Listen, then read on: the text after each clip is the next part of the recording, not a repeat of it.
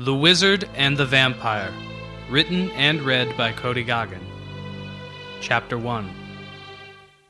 "You're not supposed to do it like that," said the bellowing voice of Izyk's uncle. Clearly, he was upset again. Izyk had been trying to close the barn door as a heavy rain beat upon his thick yellow jacket. The storm had come out of nowhere and had taken them by surprise whilst they were working. The animals were rounded up and returned to the barn, and Izyk was left to close everything up. He had been trying to get the lock to fasten when his uncle had stormed across the field and noticed his struggle. "I've almost had it," he said as his hand slipped across the metal. The lock still refused to click. "I'll do it," said his Uncle Harold with a small push to get Izyk out of the way. His uncle's large hands secured the lock with ease, and Izyk held his head down in shame. It wasn't the first time this had happened. Izyk spent most of his time trying to prove himself to his uncle, and often he found himself doing the opposite. "I really was trying," he stammered. Harold turned his hulking frame to face Izyk and pointed a lone finger back toward the hut. "Get inside before you soak right through. I'll be in when I get the tools away. Mind your shoes." Izyk hesitated and nearly volunteered to put the tools away, but then decided better of it. He resigned himself instead to walk back inside and dry off his clothes. As Izyk walked, his eyes traced the footsteps he left behind in the mud, and as he opened the door, he swept his shoes off and left them behind. He left his jacket hanging over the wash basin, and then found a towel to dry his damp, dark hair. When he'd finished, Izyk returned to the central room of the hut to wait for his uncle. Since he had found no words to say while they were out in the rain, Izyk had made up his mind to spend the few minutes he had alone to devise the perfect explanation. At least his uncle would understand that he had tried. But no sooner than he had sat down to think, the door swung open, and Izyk knew that he would never have his chance. Uncle Harold was clearly angry. His face betrayed no emotion, but Izyk knew by the way his uncle kept silent that it was not the right time to bother him. "I think I'll go to bed early tonight," said Izyk. Uncle Harold barely looked up from what he was doing to wave a hand and nod. Izyk then nearly skipped back to his room on the tips of his toes and shut the door behind him. At least there, he could find some sort of sanctuary. "Good night," he said to the door with a chuckle. Izyk went straight to his bookshelf, as he often did when he would retreat to his room for the night. He ran a hand along the bindings of his favorites and closed his eyes. Silently, his lips counted down from 3, and then his hand stopped. The book he pulled from the shelf was his absolute favorite. He knew this before he had even opened his eyes, of course, because he had long ago memorized the layout of his own bookshelf. He had heard people talk about other villages where the children weren't taught to read, and others still where the adults were unable to understand letters. The thought scared him, and he considered himself quite lucky that Harold had taught him to read at a young age. As he turned through the many pages and adventures of his favorite hero, he stopped where he had left off the night before and smiled. Through the walls he could hear the rumble of distant thunder, and the rain pouring down upon the roof sounded like the wild river, where the rapids were strong. Izyk tried to tune it out and focus on his reading, but as the wind continued to pick up, it began to blow debris into the hut. The banging and clanging of it brought Uncle Harold to Izyk's room. "I think you should come into the living room and sleep there until the storm subsides. It could be dangerous," he said. Izyk's eyes widened, and he grabbed a pillow to take with him as he moved into the other room. The rains were always bad at this time of year, but he couldn't recall ever being told to sleep in another room before. "Do you think there could be a twister?" he asked his uncle. "It's always possible," said the gruff man through his mustache, "but especially on a night like this." Izyk wasn't sure he understood. "A night like this?" he asked. "That's right, boy. A night like this." His uncle's stern gaze left little room for further questioning, but Izyk pushed for more anyway. "It's just a storm, isn't it?" he asked. His uncle's eyebrows darted to the top of his forehead, and a bead of sweat formed at his temple. "Izyk Youngblade, get some sleep now before I put you to sleep. Understand?" But he didn't understand. Still, Izyk decided to give it up and stretched out on the floor. He yawned heavily and closed his eyes as the sound of the rain began to dance him to sleep between the rhythm of the crashing limbs. In the morning, Uncle Harold woke Izyk bright and early to begin cleaning the horrible mess that had been made of their farm. Harold ordered Izyk to first begin by cleaning the limbs and debris from the yard. Then, they both inspected the hut for any damage that might need immediate attention. Izyk helped his uncle to patch a rough spot in the wall, and then headed to the barn to check on the animals. "I'll be back in just a few minutes," he said to Harold as he made his way across the lawn. The sun had come out this morning, despite the storm the night before. It cast a yellow glow upon the small farm that stretched a smile across Izyk's face as he unhooked the lock that had given him trouble. But the smile left his face when he realized their cow was not inside. Certain that he had rounded her up before they closed the barn, Izyk dashed to find evidence of where she might be or how she might have escaped. To his horror, he found the back gate of the barn was open. It was ordinarily always kept tightly shut, so Izyk pushed through and outside into the morning sun. Just then, his closest friend from the village, Mason Daybow, was nearing the barn to say hello. "How could I let this happen?" said Izyk. Mason Daybow took a bite from an apple he'd been carrying and leaned against the barn. He seemed to be ignoring Izyk's panicked state. "What happened?" he asked Izyk. "Did you get yourself into trouble all on your own?" Izyk stared through Mason and across the yard to the trees, hoping to see a sign of the cow nearby. He couldn't see anything. "Oh, it's horrible. Last night I couldn't get the lock on the barn, and the whole time the back door was wide open. Now our cow has gone missing, and Uncle Harold's going to lock me in my room for a year." Izyk caught his breath before continuing. "You have to help me." Mason smiled through the apple in his teeth and swallowed.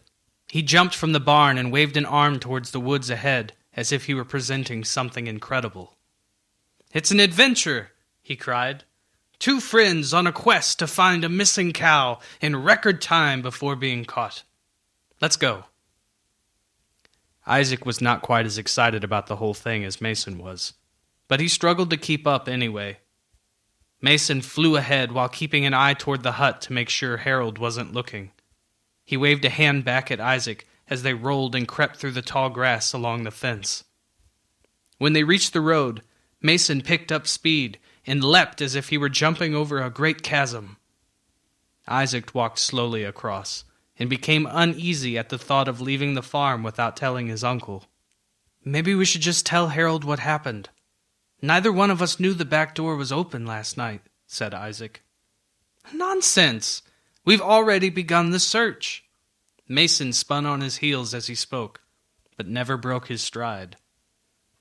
"He's just going to be even more angry," said Izyk. Even so, they continued walking into the tree line. The yellow cascading beams of light turned to the hush overcast of the roof of the forest, and the darkness made Izyk even more uncomfortable. He felt the small hairs on his arms stand up, and a lightning bolt of cold seemed to travel down his neck. "Mason, we're going to get lost out here," he said. "I've been here before. Izyk, I've even tried to get you to come into the woods with me in the past," said Mason. It was true. Mason had been urging Izyk to come with him for a long time, and often told him wild tales of what could be found in the woods that Izyk found somewhat hard to believe. "What were you doing coming over this early anyway?" asked Izyk.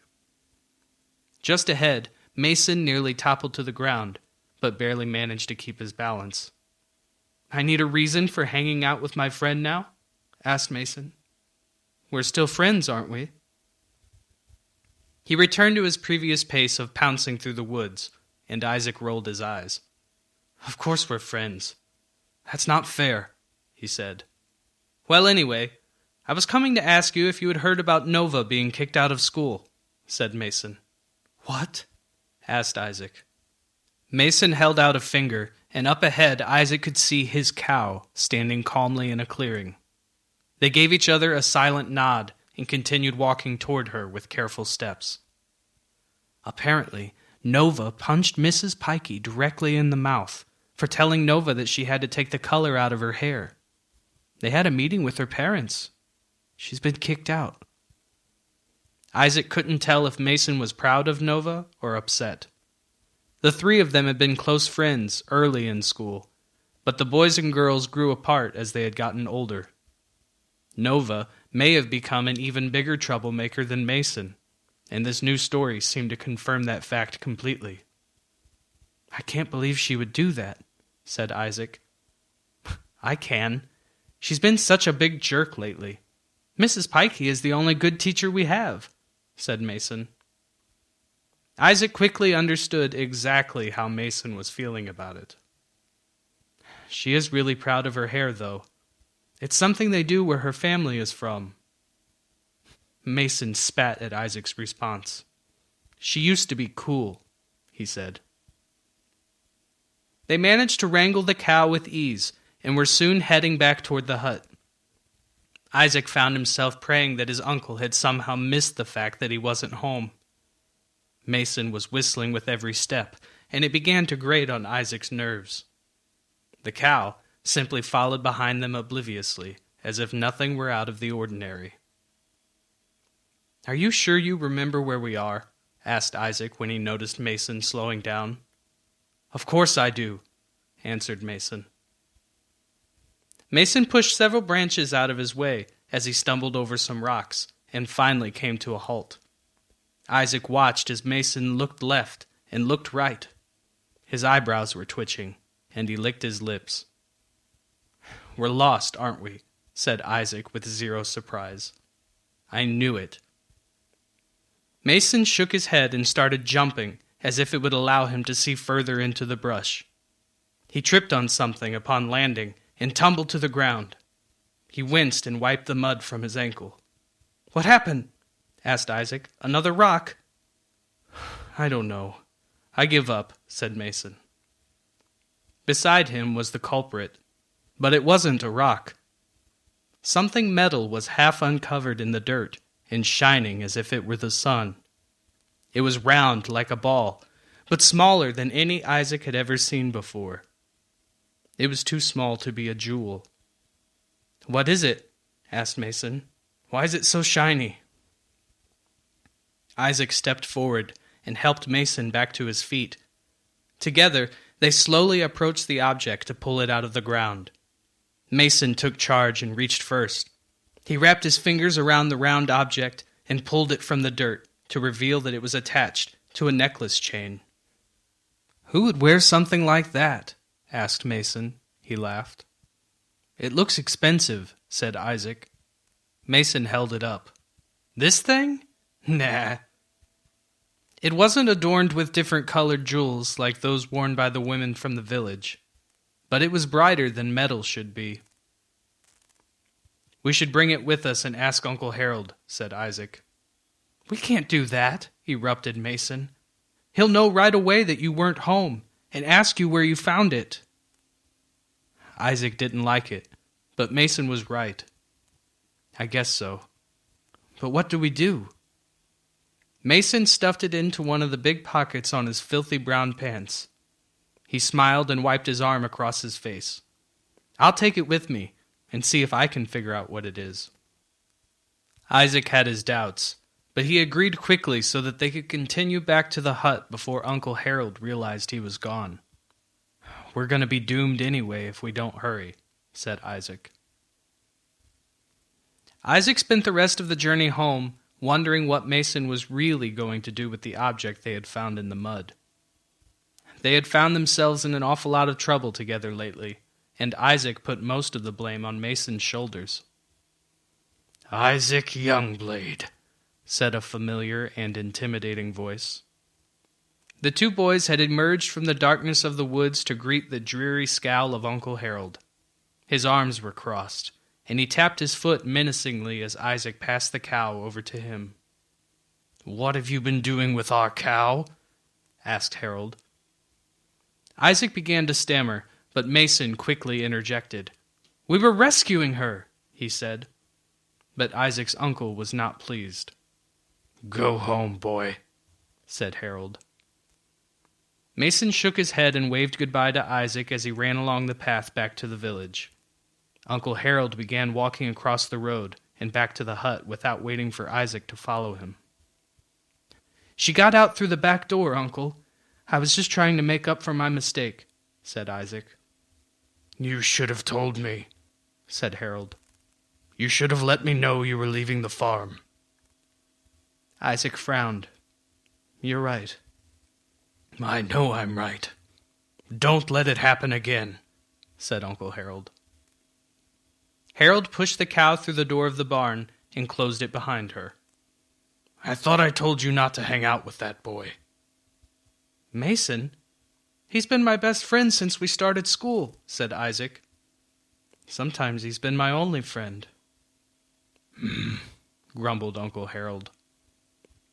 Izyk struggled over whether he should tell his Uncle Harold of the strange object they had stumbled upon in the woods, but finally decided to cave. He hoped that talking about the object would buy him good favor with his uncle in the wake of what had happened. "Uncle Harold, there was something else I should tell you," said Izyk. His uncle stopped in his tracks and sighed deeply. "What else could there be?" "We found something in the woods. It tripped Mason," said Izyk. His uncle's eyes opened wider. "What was it?" asked Harold. "I don't really know. It was metal and on a chain, but I think it was too big to be a necklace. I've never seen something so shiny." Uncle Harold suddenly removed his own gloves and slammed them down on the fence post. He loomed over Izyk with a strange look on his face. "Where is this metal necklace now?" asked Harold. "Mason took it with him to find out what it is," said Izyk. He knew instantly it had been a mistake. His uncle became furious. The veins on his forehead bulged from underneath his skin, and he pointed Izyk back toward the door. "You go inside, now. Stay there until I return, and don't you dare cause any more trouble. I'm going to the village to speak with Mason's parents," he said. Izyk retreated from him, confused. "What did we do?" he asked. "Go," said Uncle Harold as he started across the road.